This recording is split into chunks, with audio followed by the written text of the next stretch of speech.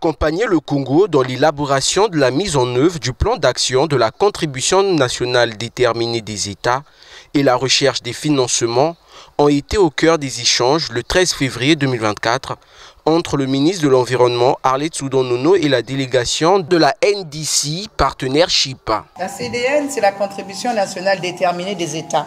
C'est une obligation de l'accord de Paris de la réviser tous les 5 ans.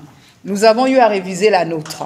Donc nous n'avons pas de problème avec la CDN et nous avons eu des financements dans le cadre du plan d'action de cette CDN avec l'AFD, l'Agence française de développement. Mais nos amis de NDC Partnership, dont le Congo est membre, nous ont pris un consultant et nous accompagnent dans l'élaboration de la mise en œuvre du plan d'action donc de la CDN.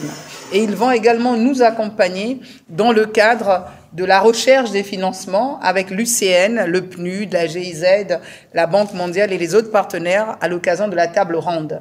Pour ceux qui étaient avec moi à Dubaï, ils savent que j'ai eu un grand échange avec le directeur régional et qui nous a emmené ses équipes, dont un est ici à Brazzaville. Conformément à l'agenda climat qui cadre avec l'accord de Paris, NDC Partnership se dit très heureux de venir en aide à l'État congolais pour développer plusieurs offres à disposition des États pour la protection de l'environnement.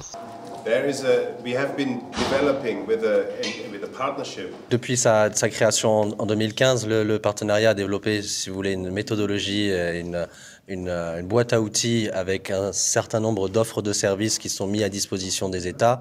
Et donc cette offre de services prend des formes multiples. Elles peuvent être sous la forme d'une assistance technique ou plus directement gérer des investissements sur des projets bien identifiés dans le secteur des énergies renouvelables ou dans le secteur de la gestion de l'eau par exemple.